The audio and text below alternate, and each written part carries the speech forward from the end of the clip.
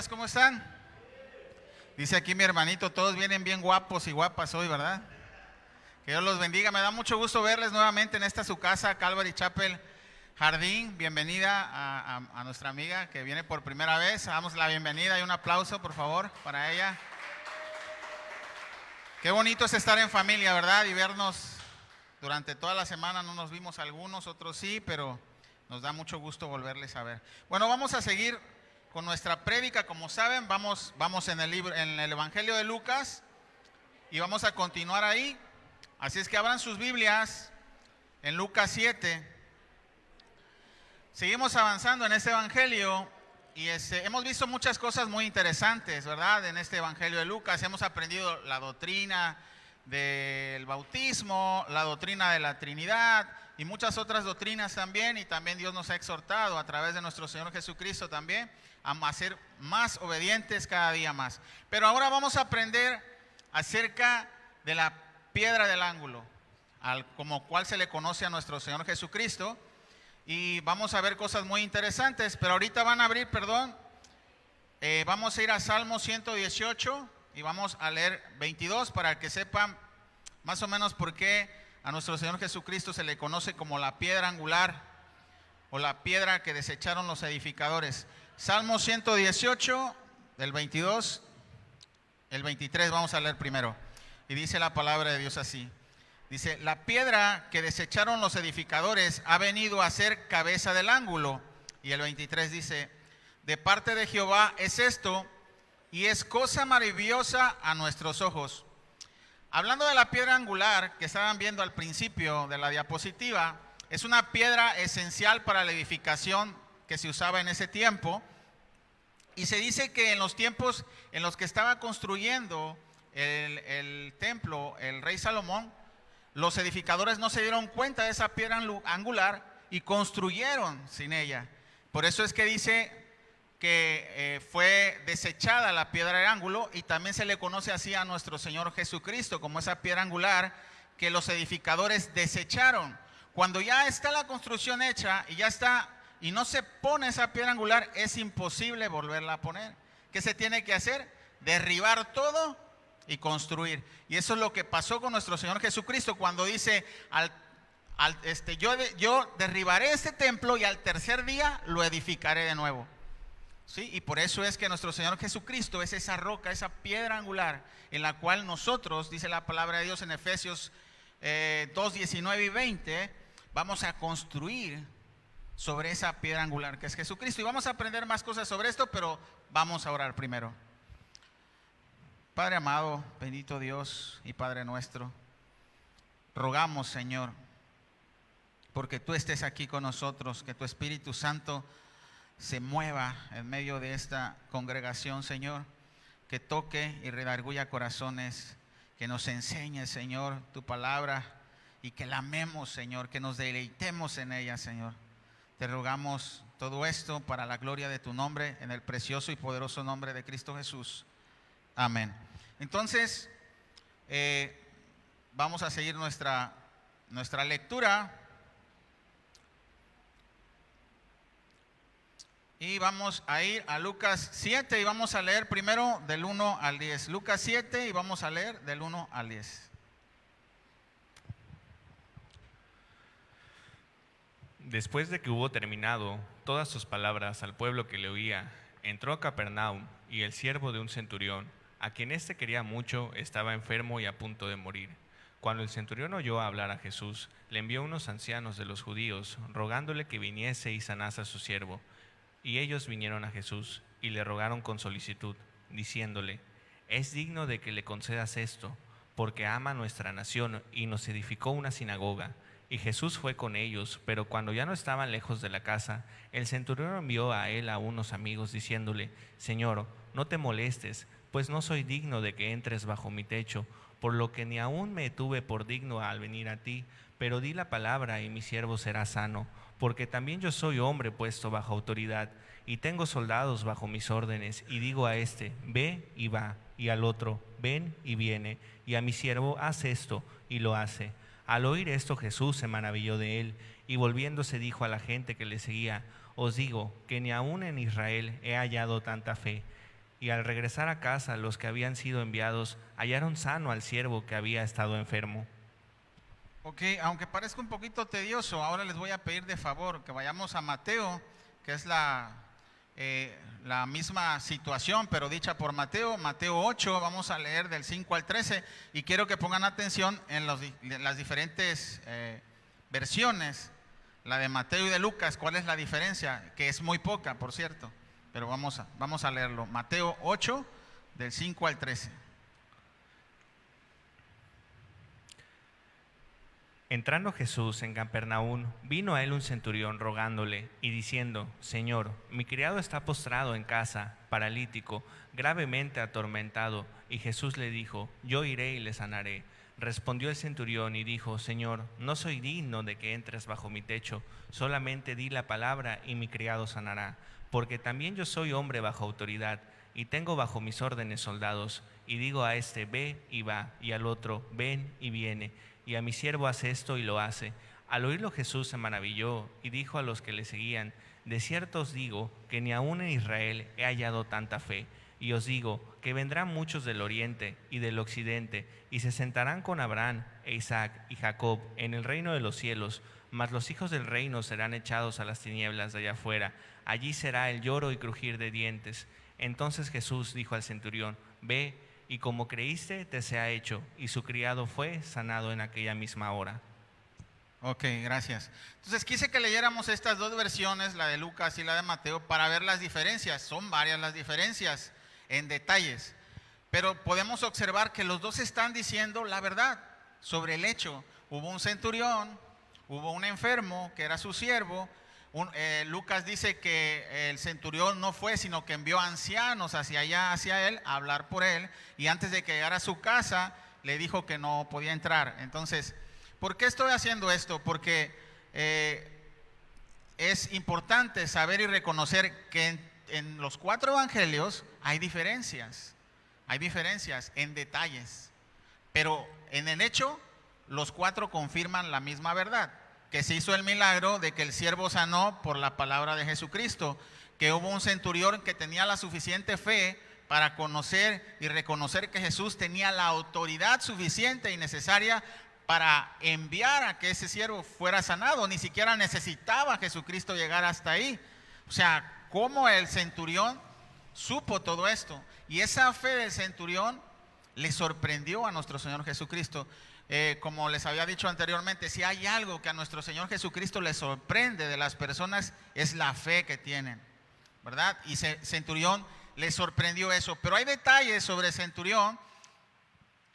En primer lugar, que centurión conocía, que escuchó de Jesucristo y creyó que él podía y tenía la autoridad suficiente para sanar a su siervo. La segunda es que centurión era compasivo. Centurión estaba pidiendo no un favor para uno. ¿Qué tú harías si te encontraras de frente a Jesucristo? Lo primero que harías es pensar en ti, pensar en un favor para ti, en un milagro para ti. Pero centurión, siendo gentil, no conociendo la ley, no conociendo a Dios verdaderamente, él tenía un corazón compasivo. Él estaba rogando por alguien más. Y es lo que tenemos que aprender nosotros también, a negarnos a eso también, a conocer que también hay otras necesidades de otras personas, que también podemos llegar al trono celestial y pedir por ellos. En nuestras oraciones necesitamos desprendernos también de nuestro yo. No digo que no oremos por nosotros, pero que nuestra prioridad sea orar también por los demás, orar por esas necesidades. Entonces el centurión llegó o no llegó frente a Jesucristo, mandó o no mandó frente a Jesucristo, pero el evangelio dice que sucedió. Y esto es lo hermoso del evangelio, que no se contradicen las cosas. Hay pequeños detalles que son distintos. Por ejemplo, Lucas no estuvo presente realmente en esos hechos. Mateo sí. Lucas fue como reportero, un investigador que indagó y fue a entrevistar a cada persona para saber los hechos. Entonces Lucas recabó todos esos hechos y los puso aquí. Tiene muchos detalles Lucas, pero también tiene otros detalles Mateo. Y eso es lo hermoso, que a través de un solo evangelio ahorita estamos conociendo los demás evangelios. Entonces vamos a seguir avanzando en esto. Y vamos a ver algunos detalles más. Pero me gustaría también recalcar esto que escribí aquí. El centurión oyó y conoció de Jesucristo y activó su fe a ir a Jesucristo al reconocerlo como alguien de autoridad, que le dije, que les acabo de decir, para sanar a su amigo.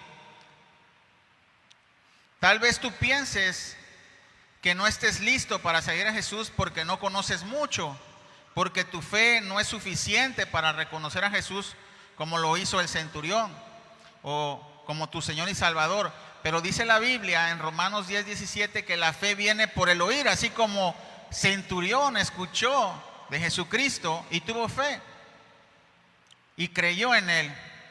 Pero no se quedó ahí nada más en solo creer, sino que fue, creyó, pidió con fe y le fue otorgado ese milagro. No puedes decir que tienes fe y no vas a Jesús cuando tienes algún problema. Claro, debes de ir no solo cuando tienes problemas, sino todo el tiempo. Y debes creer que para Jesús no hay imposibles, como lo hizo Centurión. Esa es la fe en Jesús. Ahora bien, también la Biblia te dice que si tienes fe, debes confesar a Jesús con tu boca. En Romanos 9:10 dice esto. Y es por eso que nosotros hacemos la confesión de fe con nuestra boca para justicia. Pero si realmente crees con el corazón, si realmente tu fe es genuina y lo crees verdaderamente en tu interior y comienzas a seguir las enseñanzas de Jesús, es entonces que confiesas con tus hechos para salvación. Hace 8 días tuvimos aquí a unos hermanos, una pareja joven que recibió a Cristo, y yo les dije cuando hicieron esta oración de fe no es mágica. Esta oración de fe no quiere decir que porque tú la digas nada más por decirla eres salvo. Tienes que creerla verdaderamente y tienes que creer con la suficiente fe como para seguir a Jesús, para que esta fe, esta oración la hagas verdaderamente de corazón y confieses para justicia.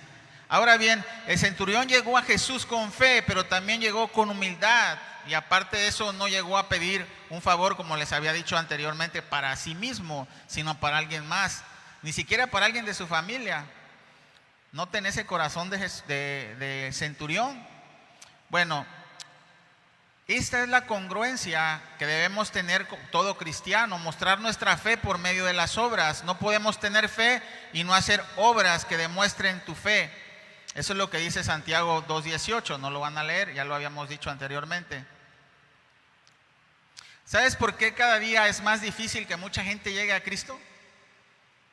Que mucha gente llegue siquiera a una iglesia cristiana, porque no hay congruencia con la fe que profesamos. Porque decimos que tenemos fe en Cristo y que somos hijos de Dios, pero muchas veces nos comportamos como hijos del diablo. Tienes que demostrar tu fe a través de tus obras, y el centurión así mostró su fe, y estoy seguro que el centurión fue salvo. Mira, la verdad la Biblia habla de varias veces habla de centurión. No sabemos si habla de 3 diferentes centuriones o el mismo. A mí me gustaría creer que el centurión que pidió para sanidad de su siervo es el mismo centurión que se ve en Hechos 10. Vamos a ver de qué estamos hablando. Vamos a ir a Hechos 10. Hechos 10, y vamos a leer del 1 al 5 primero. Y luego nos vamos a saltar porque es mucha la historia del centurión ahí, pero vamos a leerla y vamos a comprender rápidamente de qué les estoy hablando. Hechos 10, y vamos a leer solamente ahorita del 1 al 5, por favor. Había en Cesarea un hombre llamado Cornelio, centurión, de la compañía llamada la Italiana, piadoso y temeroso de Dios, con toda su casa, y que hacía muchas limosnas al pueblo, y oraba a Dios siempre. Este vio claramente en una visión cómo a la hora 9 del día que un ángel del Dios entraba donde él estaba y le decía: Cornelio. Él, mirándole fijamente y atemorizado, dijo: ¿Qué es, Señor? Y le dijo: tus oraciones y tus limosnas han subido para memoria delante de Dios. Envía. Ahora vamos a leer ahí mismo Hechos 10, pero ahora vamos a leer del 24 al 27, por favor. Al otro día entraron en Cesarea y Cornelio los estaba esperando, habiendo convocado a sus parientes y amigos más íntimos. Cuando Pedro entró, salió Cornelio a recibirle y postrándose a sus pies adoró. Mas Pedro levantó diciendo: levántate, pues yo mismo también soy hombre. Y hablando con él entró y halló a muchos que se habían reunido y les dijo: vosotros sabéis. Ahí tantito, por favor. Ahora vamos a leer Hechos 10 también, pero ahora del 34 al 48. Gracias. Hechos 10, 34 al 48. Entonces Pedro, abriendo la boca, dijo: en verdad, comprendo que Dios no hace acepción de personas, sino que en toda nación sagrada del que le teme y hace justicia, Dios envió mensaje a los hijos de Israel, anunciando el evangelio de la paz por medio de Jesucristo.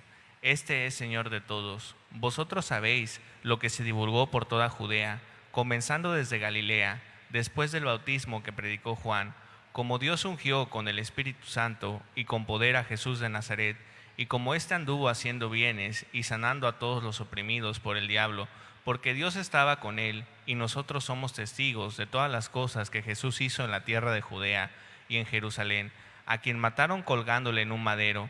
A éste levantó Dios al tercer día, e hizo que se manifestase no a todo el pueblo, sino a los testigos que Dios había ordenado de antemano, a nosotros que comimos y bebimos con él, después de que resucitó de los muertos, y nos mandó que predicásemos al pueblo y testificásemos que él es el que Dios ha puesto por juez de vivos y muertos. De este dan testimonio todos los profetas, que todos los que en él creyeren recibirán perdón de pecados por su nombre. Ok, dice en el 44, dice: mientras aún hablaba Pedro estas palabras, el Espíritu Santo cayó sobre todos los que oían el discurso, y los fieles de la circuncisión que habían venido con Pedro se quedaron atónitos de que también sobre los gentiles se derramase el don del Espíritu Santo, porque los oían que hablaban en lenguas y que manifestaban y magnificaban a Dios. Entonces respondió Pedro: ¿puede acaso alguno impedir el agua para que no sean bautizados estos que han recibido el Espíritu Santo, también como nosotros? Y mandó a bautizarles en el nombre del Señor Jesús. Entonces le rogaron que se quedase por algunos días. Estamos hablando de un centurión, como yo les digo, me gustaría creer que es el mismo, mas no, la Biblia no establece que es el mismo centurión. Así es que estamos hablando de otro centurión, posiblemente, o el mismo, da igual. Lo importante es de que este centurión también era compasivo y también hacía limosnas y también era afín al Dios de Israel, y él estaba orando al Señor. Entonces se le aparecen visiones que tenía que mandar a traer a Pedro para que le compartiese estas palabras que acaba de pronunciar Pedro ahorita. ¿Qué es lo que estaba oyendo el centurión y toda su familia? El evangelio de Dios, que Jesús fue enviado y el Hijo de Dios y murió por nosotros y al tercer día resucitó. Cuando oyeron estas palabras, dice que se derramó el Espíritu Santo sobre ellos y comenzaron a hablar y magnificar a Dios en otras lenguas, ¿verdad? Entonces, este centurión fue el primer gentil en el cual se derramó el Espíritu Santo, el primer gentil. Y cuando vieron este milagro, ellos se admiraron los apóstoles, porque no habían visto que los gentiles recibieran el Espíritu Santo. Entonces dijo Pedro: no hay acepción de personas, ya he visto que Dios no hace acepción de personas, y ¿por qué no vamos a bautizarlos ahora en agua, a que cuando ya fueron bautizados por el Espíritu Santo? Y entonces nadie se opuso, ¿verdad? Pero ¿a qué vamos con todo esto? Estamos viendo que, en mi teoría, que posiblemente Jesucristo se acordó de la fe que mostró en Capernaum y por eso envió a Pedro a Cesarea. Ese lugar entre Capernaum y Cesarea está a 75 kilómetros uno del otro. Tal vez esta fe le valió para ser ese primer gentil en recibir el Espíritu Santo, pero como le digo, son especulaciones, nada comprobable. Aquí lo importante es que el centurión compartió su fe con los demás, llenó su casa para que fuera compartido el Evangelio. Ese centurión tuvo ese deseo de compartir a Jesús, como lo debe de hacer la iglesia hoy en día. Y es así como fue que el centurión y su casa y los que estaban con él recibieron el Espíritu Santo por fe y por la predicación del Evangelio. En fin, el centurión demostró esa fe, creyó en Jesús y lo reconoció como hombre de autoridad. Jesucristo seguía mostrando las señales y demostrando autoridad y haciendo grandes milagros. Por eso vamos a seguir viendo Lucas, vamos a regresar a Lucas y vamos a leer Lucas 11 al 17.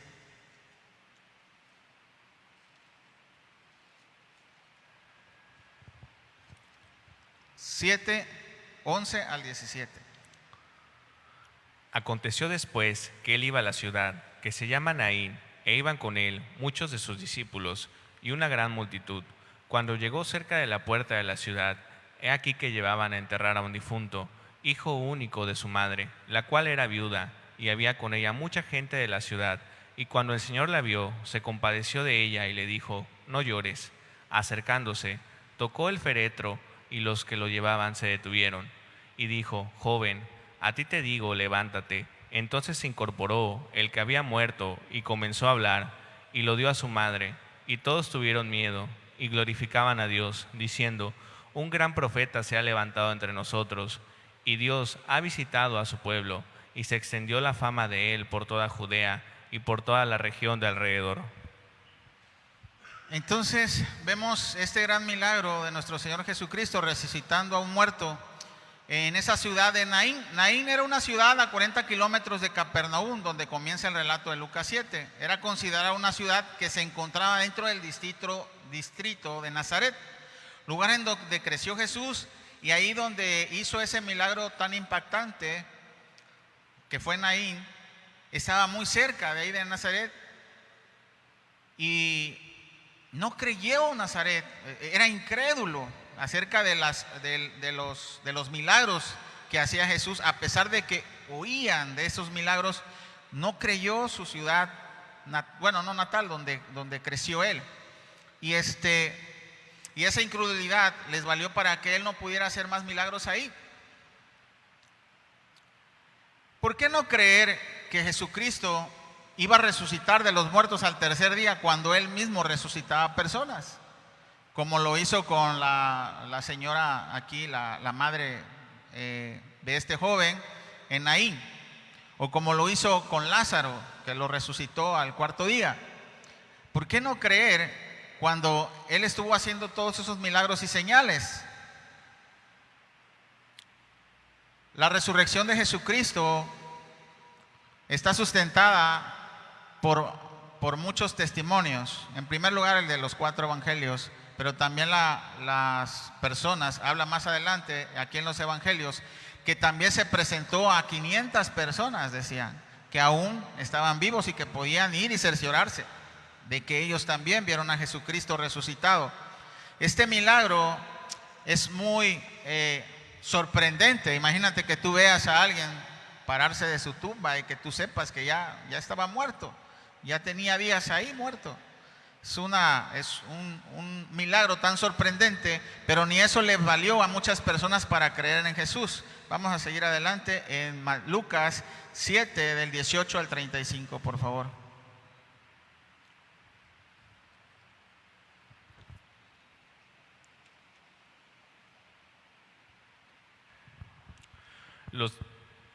Los discípulos de Juan le dieron las nuevas de todas estas cosas, y llamó Juan a 2 de sus discípulos, y los envió a Jesús para preguntarle: ¿eres tú el que había de venir, o esperaremos a otro? Cuando, pues, los hombres vinieron a él, dijeron: Juan el Bautista nos ha enviado a ti para preguntarte: ¿eres tú el que había de venir, o esperaremos a otro? En esa misma hora sanó a muchos de enfermedades y plagas y de espíritus malos, y a muchos ciegos les dio la vista. Y respondiendo Jesús les dijo: id, haced saber a Juan lo que habéis visto y oído. los ciegos ven, los cojos andan, los leprosos son limpiados, los sordos oyen, los muertos son resucitados, y a los pobres es anunciado el Evangelio. Y bienaventurado es aquel que no haya tropiezo en mí. Cuando se fueron los mensajeros... Ahí está bien, muchas gracias. Ok, esta parte del Evangelio, en cierta forma, pues ya lo habíamos explicado en las prédicas anteriores. Recordemos que en el momento en el que Juan envió a estas personas a preguntarle si él era verdaderamente el Mesías, Juan estaba en la cárcel y entró en duda debido a su circunstancia. Pero las palabras que Jesús envió con los discípulos de Juan le animaron. Pues los enviados de Juan presenciaron todos esos milagros y se lo contaron a Juan. Posteriormente fue muerto Juan por medio de Herodes, cuando le cortó la cabeza por el deseo de Salomé, la hija de Herodias, la amante de Herodes, y al mismo tiempo la esposa de su hermano, o sea, por medio de su sobrina. Pero lo que más destaca de este versículo no son estas palabras, sino las del versículo 23. Bueno, para mí, en esta prédica, en lo personal, vamos a ver, el 23 dice: bienaventurado aquel que no haya tropiezo en mí. Y me gustaría explicar un poco sobre esto. Algunos de ustedes saben, como les estábamos diciendo, que Jesús es reconocido como esa roca del ángulo. Bueno, vamos a ver más sobre esto en la Biblia para que nos explique un poquito más. Y vamos a ir a 1 de Pedro 2, del 7 al 8, por favor.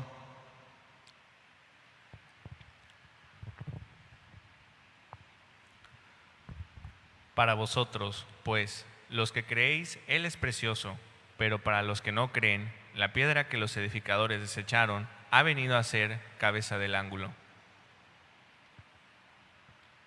Ajá. Y piedra de tropiezo y roca que hace caer, porque tropiezan en la palabra, siendo desobedientes, a lo cual fueron también destinados. ¿Oyeron esto? Al último dice: porque para los que creen ha venido a ser piedra de ángulo. Para los que creemos, Jesucristo es nuestro sostén. Jesucristo es todo para nosotros. Pero aquellos que oyen la palabra y no creen, para ellos es piedra de tropiezo. Dice aquí en el 8, dice: piedra de tropiezo y la roca que hace caer, porque tropiezan en la palabra siendo desobedientes. Aunque tú creas de pensamiento, si tú escuchas la palabra y no la obedeces, esta palabra te viene a ser piedra de tropiezo. Esta palabra tan hermosa y preciosa que es para tu salvación, viene a ser para condenación. Y es por eso que nuestro Señor Jesucristo dice aquí: bienaventurado aquel que no encuentra tropiezo en mí. Entonces vamos a ver Mateo también 21, vamos a leer del 43 al 45.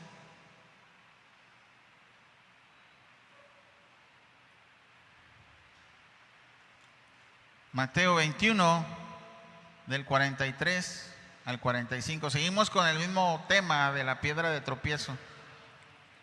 Por tanto, os digo que el reino de Dios será quitado de vosotros y será dado a gente que produzca los frutos de él. Y el que cayere sobre esta piedra será quebrantado, y sobre quien ella cayere le desmenuzará.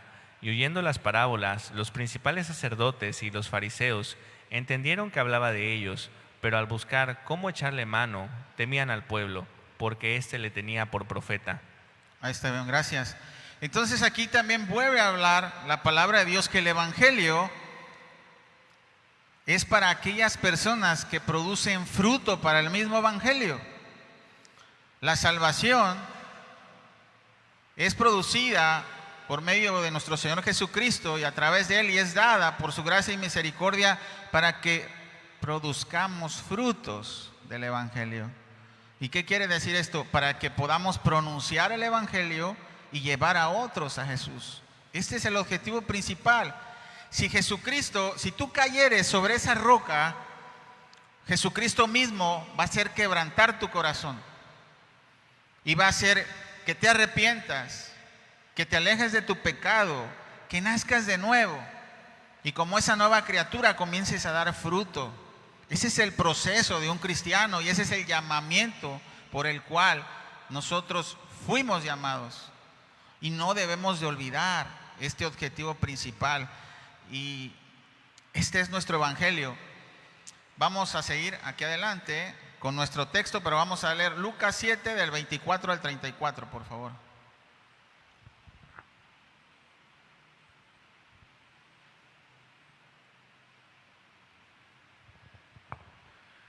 Cuando se fueron los mensajeros de Juan, comenzó a decir de Juan a la gente: ¿qué salisteis a ver al desierto?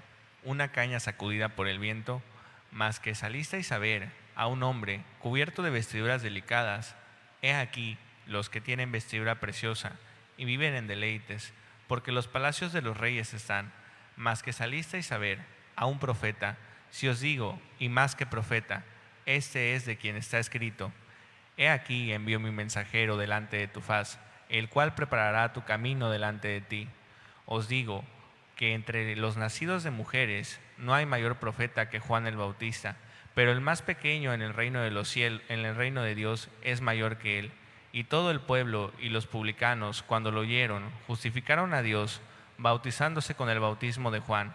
Mas los fariseos y los intérpretes de la ley desecharon los designios de Dios respecto de sí mismos, no siendo bautizados por Juan. Ok, vamos a poner un poco de atención aquí, ahí en el 30, muchas gracias. Mas los fariseos y los intérpretes de la ley desecharon los designios de Dios respecto de sí mismo, no siendo bautizados por Juan. En estos versículos podemos ver las dos posturas sobre lo que pronunció Jesucristo en los versículos anteriores, cuando dice: bienaventurados los que no hayan tropiezo en él. Pues los escribas y los fariseos decidieron hallar tropiezo en Cristo, decidieron desechar la piedra de ángulo. Ellos rechazaron el mensaje de salvación. Ellos no quisieron bautizarse para arrepentimiento. Ellos no quisieron los designios de Dios. Así que no se bautizaron, es decir, no recibieron el mensaje para arrepentimiento. Recuerden que Juan bautizaba, dice la palabra de Dios, para el arrepentimiento. Y a esto se refiere cuando dice que no recibieron el bautismo por Juan. Ahora bien, Jesús hace varias preguntas retóricas confrontando los pensamientos y los deseos religiosos de los escribas y fariseos.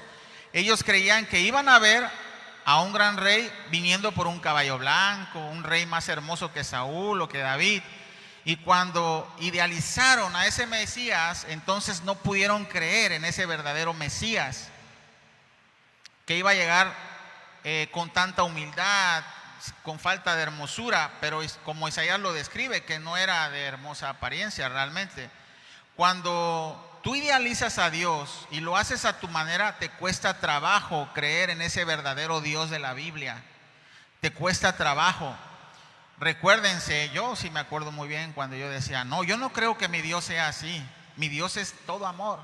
Yo no creo que Dios sea esto o el otro. Entonces comienzas a idealizar tu propio Dios y empiezas a adorar a tu propio Dios si no conoces a ese Dios de la Biblia. Y cuando lo conoces, te impacta, te sorprende y te das cuenta que es totalmente diferente al Dios que tú has creado.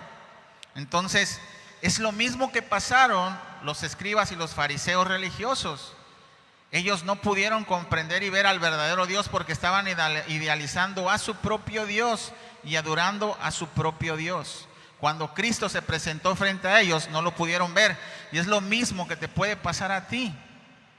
Si tú te sigues queriendo quedar con esa imagen de tu propio Dios, si tú quieres seguir adorando a tu propio Dios y haciéndolo a tu manera, es importante que nosotros podamos comprender estas palabras, porque como dice la misma palabra de Dios, puede ser para bendición y puede ser bienaventurado si no hayas piedra de tropiezo en lo que estoy diciendo. Pero puede ser tu condenación hoy mismo si rechazas y no te arrepientes y no te bautizas en el bautismo del arrepentimiento de Juan y no quieres dejar tu pecado. Entonces, Dios se manifiesta a través de la palabra y nosotros tenemos la responsabilidad, en primer lugar, de dar de conocer a Dios de la Biblia y en segundo lugar, aquel que le escucha, de recibirle o tropezarse con ello. Ese es el fundamento principal de nuestra fe, y es el propósito principal por el cual fuimos llamados. Vamos a ir a Isaías 28 y vamos a leer del 16 al 20, por favor.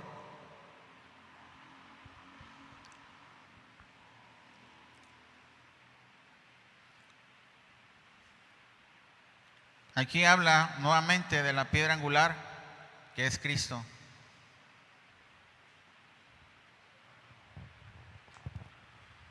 Por tanto, Jehová, el Señor dice así: He aquí, yo he puesto en Sión por fundamento una piedra, piedra probada, angular, preciosa, de cimiento estable. El que creyere, no se apresure, y ajustare el juicio al cordel, y a nivel de justicia. Y granizo barrerá el refugio de la mentira. Es al 17, gracias. Y aguas arrollarán un escondrijo. Ok, gracias.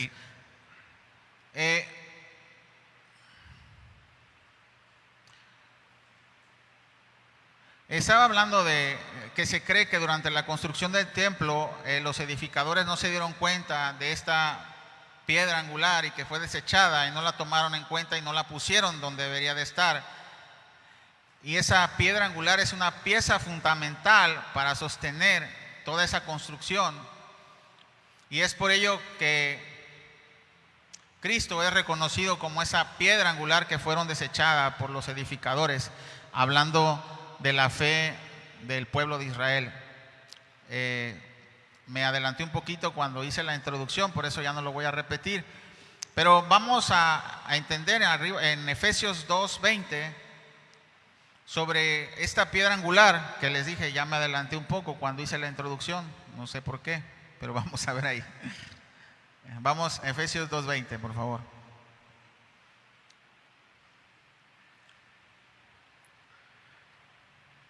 Edificados sobre el fundamento de los apóstoles y profetas, siendo la principal piedra del ángulo Jesucristo mismo. Gracias. Entonces, nosotros, si fuimos llamados por medio de esta fe, debemos conocer y reconocer a Jesucristo como esa piedra angular en la cual va a estar sustentada toda nuestra fe. Y nosotros vamos a ayudar a través del Evangelio a edificar sobre esta roca el reino aquí, para pronunciar el reino celestial aquí en la tierra y que muchos puedan llegar. Pero quiero confrontarlos con esta realidad para que no se sorprendan. Siempre va a haber esas dos posturas: aquel que utiliza esa piedra angular y cae sobre ella para ser quebrantado, y aquel que la piedra misma le cae encima para ser despedazado. Y esas son las dos posturas cuando escuchas el Evangelio, como lo vimos ahorita hace rato con los fariseos. Ellos escucharon el Evangelio y negaron la palabra de Dios y negaron los designios de Dios, y fue para ser desmenuzados por esa piedra angular. Y lo contrario a otros que sí recibieron el mensaje, como Centurión, y fue salvo, y el Espíritu Santo moró en él. Vamos a seguir en Lucas para terminar ya nuestra prédica y también el capítulo. Lucas 7, del 31 al 35.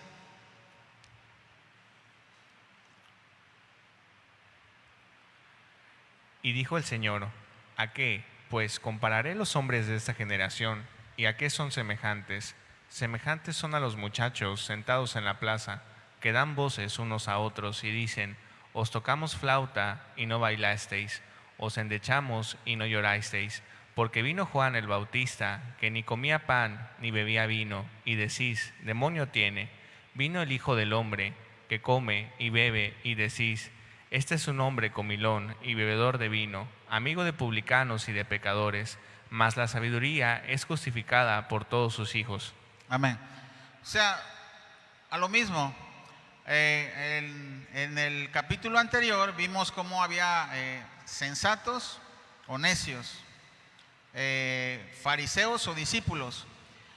Estas dos posturas siempre las vamos a encontrar dentro del Evangelio, como lo había dicho. Vamos a leer Lucas 7, del 36 al 50, nada más.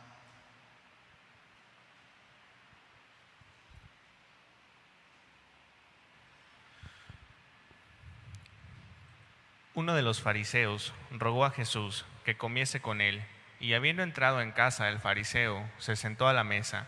Entonces, una mujer de la ciudad, que era pecadora, al saber que Jesús estaba a la mesa en casa del fariseo, trajo un frasco de alabastro con perfume, y estando detrás de él a sus pies, llorando, comenzó a regar con lágrimas sus pies, y los enjuagaba con sus cabellos, y besaba sus pies, y los ungía con el perfume.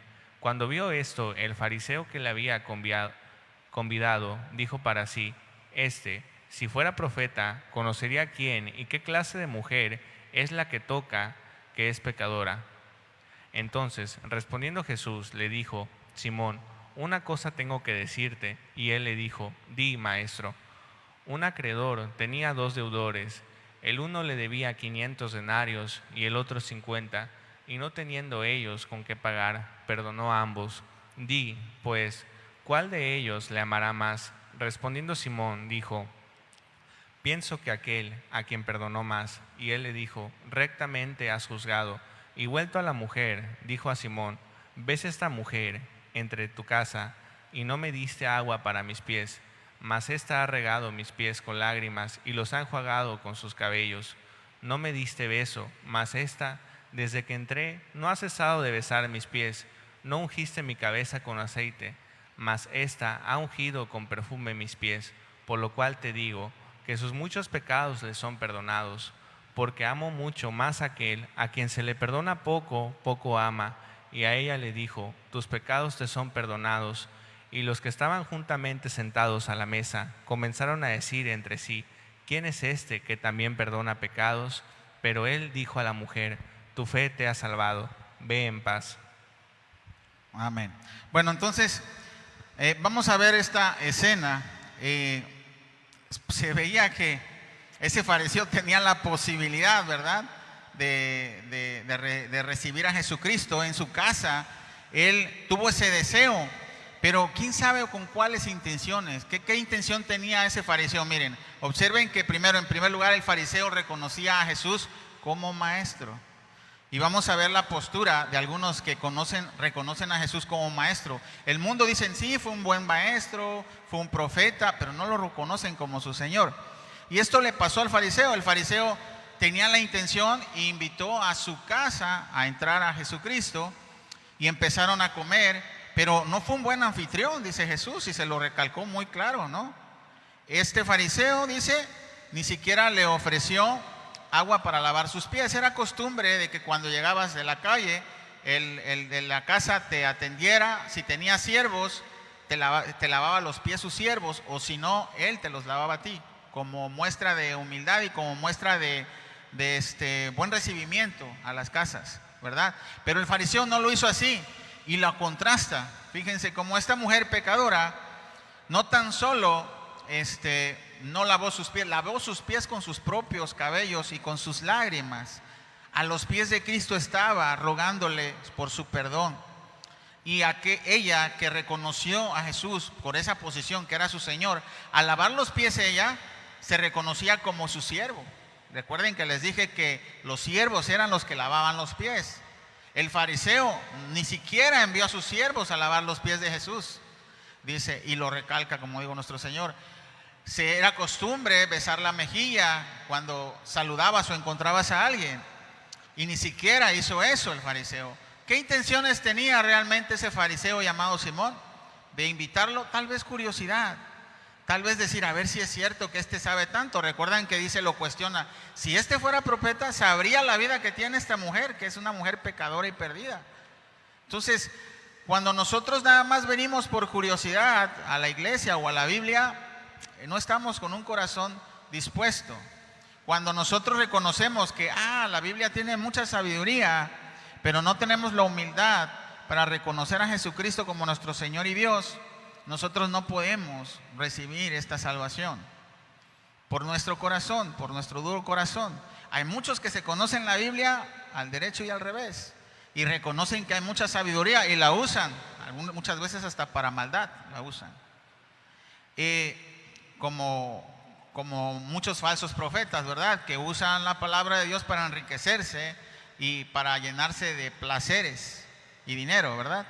Entonces, la postura de tu corazón te va a hacer ver cómo vas a recibir a nuestro Señor Jesucristo.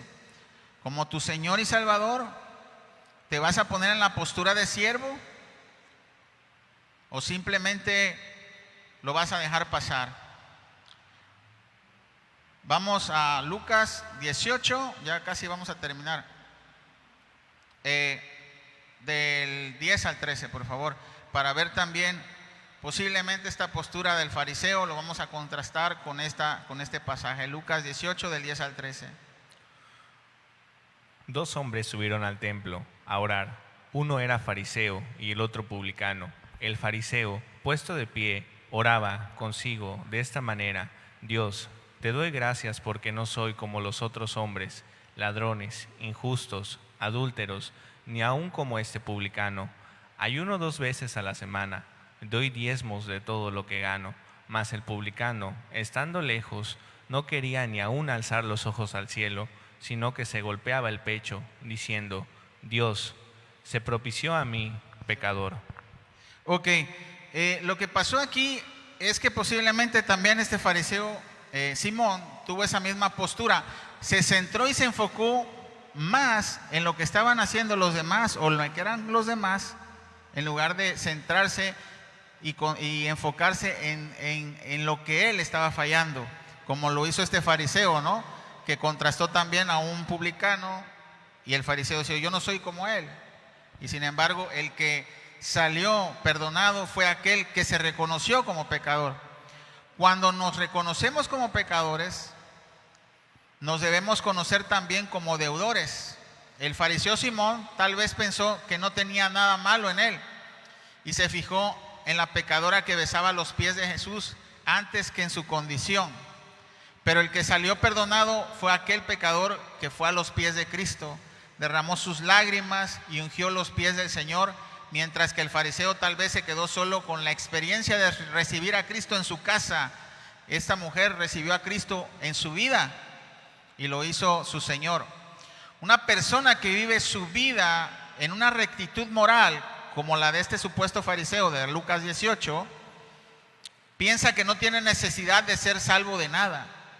¿Has oído algunas veces la frase: yo no soy malo, yo no robo, yo no mato como los asesinos o ladrones o sicarios, no soy grosero, no fumo, no tomo, yo creo que me voy a ir al cielo? ¿Han oído esa frase? Bueno, pues la realidad es que nadie ha llegado al cielo solo por ser moralmente correcto. La Biblia dice que la salvación está en Jesús, y es reconocer a Jesús como nuestro Señor y Salvador, como esta mujer pecadora que reconoció a Jesús como su Señor. ¿Sabes? Es muy peligroso creerte moralmente correcto. Sentirte completamente un sucio pecador es lo que te va a ayudar en la vida, y no sentirte moralmente correcto. Y esta postura, no sé si te ha tocado cuando has evangelizado a alguien, de decir: no, es que yo no necesito nada de la iglesia, nada de la religión, yo no necesito que nadie me diga cómo hacer las cosas bien, yo no hago esto, yo no hago el otro, yo no necesito de nada de eso. Esta posición es muy peligrosa, y esta posición era la que tenían todos los fariseos. Desgraciadamente, ¿cómo agarramos de ejemplo a los fariseos, verdad? Pero nuestro Señor Jesucristo también lo hacía, porque es la cara de la otra moneda, de el creerte moralmente correcto, que no necesitas nada. Y esta postura en tu vida y en tu corazón no te va a ayudar nunca a recibir a Jesús como tu Señor y Salvador. Y ese es el mensaje del día de hoy.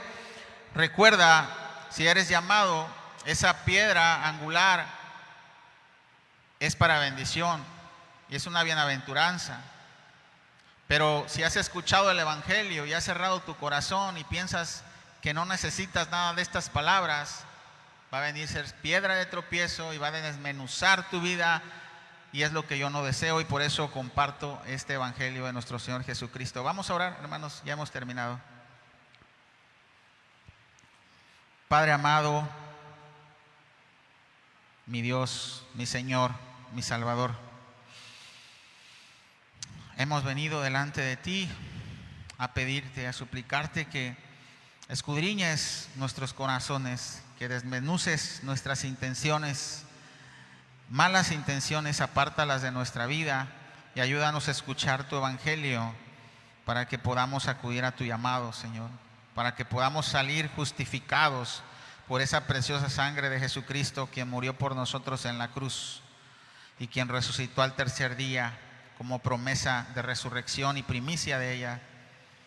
Venimos delante de ti para suplicarte, Señor, que nos ayudes a creer cada día más en ti y a obedecerte cada día más, a alejarnos del pecado y desechar todo lo malo que hay en nuestra vida para glorificarte y honrarte y reconocerte como nuestro Señor, a tu Hijo Jesucristo y Salvador y Rey. En el nombre de Cristo Jesús te damos la gloria y la honra. Amén.